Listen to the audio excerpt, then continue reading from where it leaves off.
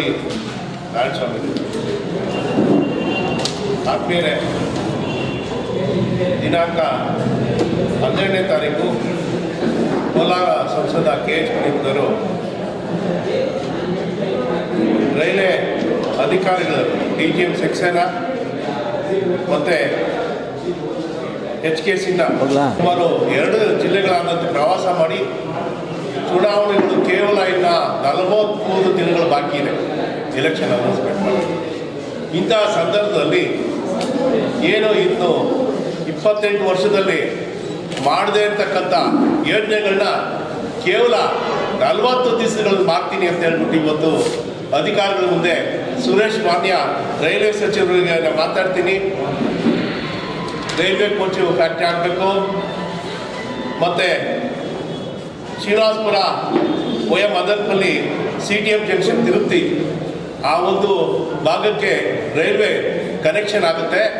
ಈ ಭಾಗದಲ್ಲಿ ಕೋಲಾರ ಜಿಲ್ಲೆಯ ಭಾಗದಲ್ಲಿ ರೈತರು ಬೆಳೀತಕ್ಕಂಥ ಹಣ್ಣು ಹಂಪಲು ತರಕಾರಿಗಳನ್ನ ಉತ್ತರ ಭಾರತದ ರಾಜ್ಯಗಳಿಗೆ ಕನೆಕ್ಷನ್ ಮಾಡುವಂಥ ಈ ಒಂದು ಯೋಜನೆ. ಈ ಯೋಜನೆ ಕನೆಕ್ಷನ್ ಆದರೆ ಇಲ್ಲಿ ಬೆಳೀತಕ್ಕಂಥ ಹಣ್ಣು ಹಂಪಲು ಮತ್ತು ರೈತರು ಬೆಳೀತಕ್ಕಂಥ ಎಲ್ಲ ವಿಧದ ಬೆಳೆಗಳು ಉತ್ತರ ಭಾರತದಲ್ಲಿ ಒಳ್ಳೆ ಮಾರ್ಕೆಟ್ ಸಿಗುತ್ತೆ. ಇಲ್ಲಿನ ರೈತರು ಸಮೃದ್ಧಿ ಆಗ್ತಾರಂತ ಸುಮಾರು 4 ವರ್ಷಗಳಿಂದ ಹೇಳ್ದಂಥ ಮಾತ್ರ ಅಂದರೆ ರೈಲ್ವೆ ಸಚಿವರಾಗಿದ್ರಲ್ಲ ಆಗ ಹೇಳ್ದಂಥ ಮಾತ್ರ ಈಗ ಕೇವಲ ಚುನಾವಣೆ 43 ದಿವಸಗಳಿದ್ದಾಗ ಇನ್ನು ರಿಪೀಟ್ ಮಾಡ್ತಾರೆ. ಆಮೇಲೆ ಇವರು ಯೋಜನೆಗಳು ಎಷ್ಟು ಯೋಜನೆಗಳು ಹೇಳಿದ್ರು ಅಂದರೆ ನಂಗ್ಲಿಂದ ಬೆಂಗಳೂರವ್ರಿಗೆ ಏನು ಹೈವೇ ಇದೆ, ಹೈವೇಗೆ ಪ್ಯಾರಲಲ್ ಆಗಿ ರೈಲ್ವೆ ಬ್ರಿಡ್ಜ್ ರೈಲ್ವೆ ಟ್ರ್ಯಾಕ್ ಹಾಕ್ತೀನಿ ಅಂತ ಹೇಳಿದ್ರು. ಈವರೆಗೂ ಅದು ಕಾರ್ಯಗತ ಆಗಿಲ್ಲ. ಮತ್ತು ಚಿಕ್ಕಬಳ್ಳಾಪುರ, ಗೌರಿಬಿದೂರು, ಪುಟ್ಟಬರ್ತಿ ಮುಖಾಂತರ ಬ್ರಾಡ್ ಗೇಜ್ ಹೊಸದಾಗಿ ರೈಲ್ವೆ ಯೋಜನೆ ಪ್ರಾರಂಭ ಮಾಡ್ತೀನಿ ಅಂದ್ರೆ ಇವೆಲ್ಲ ಬಡ್ಜೆಟಲ್ಲಿ ಆಗಿರುವಂಥದ್ದನ್ನು ನಾನು ಏನು ಪ್ರಸ್ತಾಪ ಮಾಡ್ತಾ ಇದ್ದೀನಿ, ಇವೆಲ್ಲ ಸ್ಯಾಂಕ್ಷನ್ ಆಗಿರುವಂಥ ಯೋಜನೆಗಳು. ಅದು ಈವರೆಗೂ ಕಾರ್ಯಗತ ಆಗಿಲ್ಲ. ಮತ್ತು ಕಡಪದಿಂದ ಬೆಂಗಳೂರವರೆಗೂ ಬ್ರಾಡ್ ಗೇಜ್ ಲೈನ್ ಮಾಡ್ತೀನಿ ಅದು ಈವರೆಗೂ ಕಾರ್ಯಗತ ಆಗಿಲ್ಲ. ವೇಮ್ಗಲಲ್ಲಿ ಇವರು MSME ಮಂತ್ರಿ ಆಗಿದ್ದರು. ಅತಿ ಮತ್ತು ಮಧ್ಯಮ ಗಾತ್ರದ ಕೈಗಾರಿಕಾ ಸ್ವತಂತ್ರ ಖಾತೆ ನಿರ್ವಹಿಸಿದ ಸಂದರ್ಭದಲ್ಲಿ ಮಾನ್ಯ ಆದಿನ ಮುಖ್ಯಮಂತ್ರಿಗಳಾದ ಸಿದ್ದರಾಮಯ್ಯನವ್ರು ಕರ್ಕೊಂಬಂದು ಅಲ್ಲಿ ಉದ್ಘಾಟನೆ ಏನು ಫೌಂಡೇಶನ್ ಅಡಿಪಾಯ ಹಾಕಿದ್ರು. ಏನು 150 ಕೋಟಿ ವೆಚ್ಚದಲ್ಲಿ ಸ್ಕಿಲ್ಡ್ ಲೇಬರ್ಸ್ನ ಪ್ರೊಡ್ಯೂಸ್ ಮಾಡುವಂಥ ಯೋಜನೆ ಇದನ್ನು ಕಾರ್ಯಗತ ಮಾಡ್ತೀನಿ ಅಂತ ಹೇಳ್ಬಿಟ್ಟು 20 ಎಕರೆ KADBಯಿಂದ ಅಕ್ವಿಷನ್ ಮಾಡಿದ್ರು. ಆದರೆ ಈವರೆಗೂ ಅದು ಟೇಕಪ್ ಆಗಿಲ್ಲ. ಮತ್ತು ಮೊನ್ನೆ ಹೇಳ್ತಾರೆ ಇವತ್ತು ರೈಲ್ವೆ ಕೋಚ್ ಫ್ಯಾಕ್ಟ್ರಿಗೆ ಮೋದಿ ಸರ್ಕಾರ ತಡೆ ಆಗ್ತಾ ಇದೆ, ಅದನ್ನು ಆಗಕ್ಕೆ ಬಿಡ್ತಾ ಇಲ್ಲ ಅಂತೇಳಿ. ನಾನು ಮುಂದಿನ ದಿನಗಳಲ್ಲಿ ನಮ್ಮದೇ ಆದ ಸರ್ಕಾರ ಬರುತ್ತೆ ಆವಾಗ ನಾನು ಅದನ್ನು ಮಾಡ್ತೀನಿ ಅಂತ. ಸ್ವಾಮಿ, ನೀವು ಏನು ಅದು ಅಡಿಗಲ್ಲು ಆತ್ರಾತ್ರವಾಗಿ ಕಳೆದ ಏನು 12/4 ಯಾವುದೋ ದಿನಾಂಕ ಮಾರ್ಚ್ 5ನೇ ತಾರೀಕು 2014 ಲೋಕಸಭಾ ಚುನಾವಣೆ ನಡೆದಂಥ ದಿನಾಂಕ. ಆ ಒಂದು ಸಂದರ್ಭದಲ್ಲಿ ಅವತ್ತು ಕೋಡ್ ಆಫ್ ಕಂಡಕ್ಟ್ ಅನೌನ್ಸ್ ಆಗುತ್ತೆ. ಬೆಳಗ್ಗೆ ಆತರಾತ್ರವಾಗಿ ಸಿದ್ದರಾಮಯ್ಯನ ಕರ್ಕೊಂಬಂದು ಅಡಿಪಾಯ ಹಾಕ್ಸಿದ್ರಿ ರೈಲ್ವೆ ಕೋಚ್ ಫ್ಯಾಕ್ಟ್ರಿಗೆ. ಆ ರೈಲ್ವೆ ಕೋಚ್ ಫ್ಯಾಕ್ಟ್ರಿಗೆ ಇವಾಗ ಏನಾದರೂ ಈ 1% ಇಂಪ್ಲಿಮೆಂಟ್ ಆಗಿದೆಯಾ, ಟೇಕ್ ಆಫ್ ಆಗಿದೆಯಾ? ಲ್ಯಾಂಡ್ ಅಕ್ವಿಷನ್ ಏನು ಪ್ರಾರಂಭದಲ್ಲೇ ಲ್ಯಾಂಡ್ ಅಕ್ವಿಷನ್ ಈವರೆಗೂ ಪ್ರಕ್ರಿಯೆ ಪ್ರಾರಂಭ ಆಗಿದೆ. ಈ ರೀತಿ ಗೂಬೆ ಕೂರಿಸುವಂಥ ಕೆಲಸ ಮಾಡಬೇಡಿ. ಮತ್ತೆ ಇನ್ನೊಂದು ಮಾತಾಡಿದ್ದಾರೆ, ಇವತ್ತು ಪ್ರಧಾನಿ ನರೇಂದ್ರ ಮೋದಿ ಮೇಲ್ವರ್ಗದ ಜಾತಿಗಳಿಗೆ 10% ರಿಸರ್ವೇಷನ್ ಮಾಡಿದ್ದಾರೆ, ಇದು ರಾಜಕೀಯ ಚುನಾವಣಾ ಗಿಮಿಕ್ ಅಂತ. ಏನು ಮೋದಿಯವರು ಇವತ್ತು ಹೇಳ್ತಾರೆ ರಾಜಕೀಯ ಚುನಾವಣಾ ಗಿಮಿಕ್ಕು 10% ಕೊಟ್ಟಿದ್ದಾರೆ ಅಂತೇಳಿ. ಇವರು ಚುನಾವಣಾ ಸಂದರ್ಭದಲ್ಲಿ 28 ವರ್ಷದಿಂದ ಹೇಳ್ತಾ ಇರ್ತಕ್ಕಂಥ ಕೇವಲ 2 ತಿಂಗಳು ಬಾಕಿ ಇರುವಾಗ ಈ ಥರ, ಅದು 2 ತಿಂಗಳಲ್ಲ 45 ದಿವಸ ಇರುವಾಗ ಈ ಥರ ಚುನಾವಣಾ ಘೋಷಣೆಗಳನ್ನ ಮಾಡ್ತಾ ಇದ್ದಾರೆ. ಇದು ಇವ್ರದ್ದು ರಾಜಕೀಯ ಚುನಾವಣೆ ಗಿಮಿಕ್ ಅಲ್ವಾ? ಇವತ್ತು ಮಲ್ಲಿಕಾರ್ಜುನ್ ಖರ್ಗೆ ಅವರು ಒಂದೇ ಒಂದು ಬಾರಿ MP ಆದರು. ಇವತ್ತು ಅವ್ರ ಕ್ಷೇತ್ರದಲ್ಲಿ ಸುಮಾರು 1000 ಕೋಟಿ ಪ್ರಾಜೆಕ್ಟ್ಸ್ ತಗೊಂಡ್ಬಂದು 1300 ಕೋಟಿ ವೆಚ್ಚದಲ್ಲಿ ESC ಆಗ್ತದೆ. ಸೆಂಟ್ರಲ್ ರೈಲ್ವೆ ಡಿವಿಷನ್ನು ವಾಡಿಯಲ್ಲಿ ಇವತ್ತು ರೈಲ್ವೆ ಕೋಚ್ ಫ್ಯಾಕ್ಟ್ರಿ ಪ್ರಾರಂಭ ಆಗಿದೆ.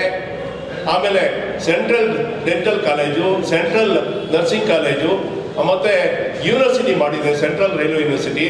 ಈ ರೀತಿ ಅನೇಕ ಸಮಾಜಮುಖಿ ಕೆಲಸಗಳು ಕೇವಲ ಒಂದೇ ಒಂದು ಬಾರಿ MP ಆಗಿ ಮಾಡಿದ್ದಾರೆ. ಇವತ್ತು 28 ವರ್ಷ ಆಗಿದ್ದಲ್ಲ, ಏನು ಮಾಡಿದ್ರು ಸ್ವಾಮಿ? ಯಾಕೆ ಮುನಿಯಪ್ಪನವರೇ ಇವತ್ತು ನಾನು ಕೇಳ್ತಾ ಇದ್ದೀನಿ ನಿಮ್ಗಳ ಮುಖಾಂತರ, ಈ ರೀತಿ ಮಂಕುಪೂರ್ತಿ ಹೆಚ್ಚುವಂಥ ಕೆಲಸನ ಇನ್ನು ದಯವಿಟ್ಟು ಬಿಟ್ಬಿಡ್ಬೇಕು. ಈ ಜನ ನಂಬೋದಿಲ್ಲ. ಕೇವಲ 43 ದಿವಸದಲ್ಲಿ ನೀವು ಮಾಡೋಕ್ಕಾಗುತ್ತಾ? ಇವತ್ತು ಅಧಿಕಾರಿಗಳಿಗೆ ಇವೆಲ್ಲ ಹೇಳ್ತೀರ, ಪಾಪ ಅಧಿಕಾರಿಗಳು ಏನು ಮಾಡ್ತಾರೆ? ರೈಲ್ವೆ ಅಧಿಕಾರಿ ಆಯ್ತು ಅಂತ ಹೇಳ್ಕೊಂಡು ಬಿಟ್ಕೊಂಡು ಹೋಗ್ತಾರೆ. ಇದನ್ನು ಪತ್ರಿಕೆಗಳ ಮುಖಾಂತರ ಜನಕ್ಕೆ ಮಂಕುಪೂರ್ತಿ ಹೆಚ್ಚುವಂಥ ಕೆಲಸ ಮಾಡ್ತಾ ಇದ್ದಾರೆ. ಅದೇ ರೀತಿ ಮೊನ್ನೆ ನಮ್ಮ ಸ್ಪೀಕರ್ ಸಾಹೇಬರು ಡಿ.ಸಿ. ಬ್ಯಾಂಕಲ್ಲಿ ಪತ್ರಕರ್ತರ ಮುಂದೆ ಒಂದು ಮಾತು ಹೇಳಿದ್ರು. ಏನಂತ ಹೇಳಿದ್ರು ಅಂದರೆ, ನೋಡಿ ಇವತ್ತು ಕೇಜ್ರಿವಾಲ್ ಎಚ್.ಎನ್. ವಾಲಿಗೆ ಪುಣ್ಯಾತ್ಮ ಯಾರೊಬ್ಬ ಮನುಷ್ಯ ಕಾಣದ ಕೈ ಇವತ್ತು ಆ ಒಂದು ಸ್ಟೇ ತರುವಂಥ ಪ್ರಕ್ರಿಯೆಯಲ್ಲಿ ಹಿಂದೆ ಅದಕ್ಕೆ ಸಪೋರ್ಟ್ ಮಾಡ್ತಾ ಇದ್ದಾರೆ. ಆ ಪುಣ್ಯಾತ್ಮನ ತಗೊಂಬಂದು ಜನರ ಮುಂದೆ ಬಿಂಬಿಸಿ ಅಂತ ಹೇಳಿದ್ರು.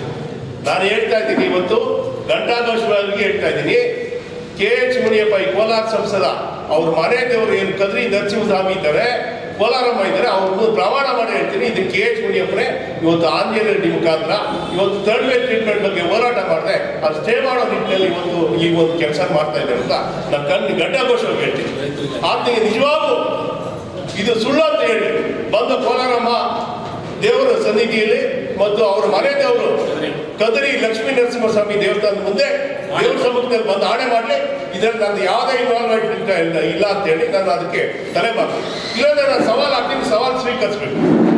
ಇವತ್ತು ಅದು ಸುಪ್ರೀಂ ಕೋರ್ಟ್ ಸ್ಟೇ ಆಗ್ತಾ ಇದ್ದಂಗೆ ಈ ಕೆ.ಎಚ್. ಮುನಿಯಪ್ಪನ ಕುಂಬಳಕಾಯಿಗಳನ್ನ ಎಗರ್ಬಿಟ್ಟು ನೋಡ್ಕೊಂಡು ಅಂದಂಗೆ ಆ ಪತ್ರಿಕೆಗಳಲ್ಲಿ ಹೋರಾಟ, ನಾನು ಅದ್ರ ಬಗ್ಗೆ ಹೋರಾಟ ಮಾಡ್ತೀನಿ, ರಾಜ್ಯ ಸರ್ಕಾರದಲ್ಲಿ ಮಾತಾಡ್ತೀನಿ, ಅವ್ರ ಹತ್ರ ಮಾತಾಡ್ತೀನಿ, ಮಾಮೂಲು ರಾಜಕೀಯ ಜೀವಿ. ಯಾಕಂದ್ರೆ ಅಲ್ಲಿ ಸ್ಟೇ ಮಾಡೋಕೆ ಏನೇನು ಬೇಕು ಎಲ್ಲ ಮಾಡ್ಬಿಟ್ಟಿದ್ದಾರಲ್ಲ. ಸ್ಪೀಕರ್ ಸಾಹೇಬ್ರ ಅದಕ್ಕೊಂದು ಒಂದು ತಿಂಗಳ ಬಂದು ಹೇಳಿದ್ರು, ಇದೇ ಆಂಜನೇಯ ರೆಡ್ಡಿ ಅವರ ಮತ್ತು ಕೆ.ಎಚ್. ಮುನಿಯಪ್ಪ ನಡುವಿನ ಮಾತಿನ ಸಂಭಾಷಣೆ ಕಾಲ್ ಡೀಟೇಲ್ ತೆಗೆದ್ರೆ ಗೊತ್ತಾಗುತ್ತೆ ದಿವಸಕ್ಕೆ ಎಷ್ಟು ಸತಿ ಮಾತಾಡಿದ್ದಾರೆ ಆಂಜನೇಯ ರೆಡ್ಡಿ. ಇದು 100ಕ್ಕೆ 100 ಸತ್ಯ. ನಾನು ದೇವ್ರ ಮೇಲೆ ಆಗಲೇ ಹೇಳಿದಾಗೆ ಪ್ರಮಾಣ ಹೇಳ್ತೀನಿ, ಕೆ.ಎಚ್. ಮುನಿಯಪ್ಪನಿಗೆ ಏನು ಯಾವುದೋ ಒಂದು ಒಳ್ಳೆ ಕೆಲಸ ಆಗ್ಬೋದು, ಯಾರಿಂದಲೂ ಆದರೂ ಅದು ತಡ ಹಾಕೋದೆ, ಈಗ ಅದು ಮಾಡಿಲ್ಲ ಅವ್ರು ಇವರೆಗೂ ಯಾವುದೇ ಒಂದು ಕೆಲಸಗಳನ್ನ ಒಳ್ಳೆ ಕೆಲಸಗಳು. ರೈಲ್ವೆ ಬಗ್ಗೆ ಘೋಷಣೆ ಆಗಿದ್ದಂಥ ಎಲ್ಲ ಯೋಜನೆಗಳು ಇನ್ನು ರೈಲ್ವೆ ಮಂತ್ರಿ ಆಗಿದ್ದಾಗ ಘೋಷಣೆ ಮಾಡ್ತಾರೆ, ಈವರೆಗೂ ಅದು ಒಂದು ರಾಗಿ ಕಾಳಷ್ಟು ಇಂಪ್ಲಿಮೆಂಟ್ ಆಗಿಲ್ಲ. ಅದೇ ರೀತಿ MSc ಮಂತ್ರಿ ವೇಮಂತೂ ಅದು ಅಷ್ಟೇ. ಬಟ್ ಇದಕ್ಕೆ ಯಾಕೆ ಈ ರೀತಿ ನಡ್ಕೊಳ್ತಾ ಇದ್ದಾನೆ? ಬಹುಶಃ ನಮ್ಮ ಜನ ಆಗ್ತಾ ಪ್ರಶ್ನೆ ಮಾಡ್ತಾ ಸತತವಾಗಿ 7 ಬಾರಿ ಆಯ್ಕೆ ಮಾಡ್ಕೊಂಡು ಬಂದಿದೆ. ದೊಡ್ಡ ದುರಂತ, ಈ ಜಿಲ್ಲೆ 2 ಜಿಲ್ಲೆಗಳ ದುರಂತ ಅಂತ ಈ ಒಂದು ಸಂದರ್ಭದಲ್ಲಿ ಭಾವಿಸಕ್ಕೆ ಇಚ್ಛೆ ಪಡ್ತೇನೆ. ಆದ್ಮೇಲೆ ಮತ್ತೆ ಮುಂದೆ ಬರ್ತಕ್ಕಂಥ ಚುನಾವಣೆ ಏನು ಕೇವಲ 43 ದಿವಸಗಳ ಚುನಾವಣೆ ಇದೆ. ಈ ಬಾರಿ ನಾವು ಇಡೀ 2 ಜಿಲ್ಲೆ ಜನ ಈ ಒಂದು ದುಷ್ಟ ಬುಳ್ಳೆನರಿ ಕೋಲಾರ ಸಂಸದ ಕೆ.ಎಚ್. ಮುನಿಯಪ್ಪನ ಮನೆ ಕಳಿಸೋ ಮುಖಾಂತರ ಈ ಜಿಲ್ಲೆಯಲ್ಲಿ ಒಬ್ಬ ಸಭ್ಯ ರಾಜಕಾರಣಿ, ಒಬ್ಬ ಸಭ್ಯ ಜನರ ಇಚ್ಛಾಶಕ್ತಿಗೆ ಅನುಗುಣವಾಗಿ ನಡೆದುಕೊಳ್ಳುವಂಥ ವ್ಯಕ್ತಿ ಮತ್ತು ನೀರಾವರಿ ವಿಷಯದಲ್ಲಿ ಸತತವಾಗಿ ಹೋರಾಟ ಮಾಡ್ತಕ್ಕಂಥ ಒಂದು ಒಳ್ಳೆ MP ನಾವೆಲ್ಲ ಆಯ್ಕೊಳ್ಳೋಣ.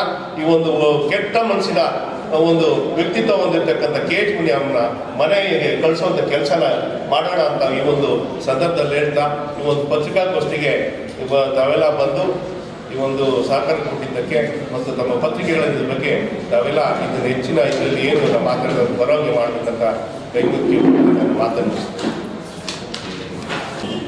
ಪಾರ್ಲಿಮೆಂಟಲ್ಲಿ ನಿದ್ದೆಯನ್ನು ಮಾಡಲಿಲ್ಲ, ಕೇವಲ ತನ್ನ ಜೋಪಡಿ ಮನೆಯನ್ನ ಕೆಡವಿ ಸಾವಿರಾರು ಕೋಟಿ ರೂಗಳ ಬಂಗಲೆಗಳನ್ನು ಬೆಂಗಳೂರಲ್ಲಿ ನಿರ್ಮಿಸಿದ್ದಾರೆ. ಬನ್ನೇರುಘಟ್ಟ ರಸ್ತೆಯಲ್ಲಿ 3 ಕಾಂಪ್ಲೆಕ್ಸ್ ಇಟ್ಟಿದ್ದಾವೆ. ಅದೊಂದು 3 ಕಾಂಪ್ಲೆಕ್ಸು 3 ಅಂತಸ್ತು.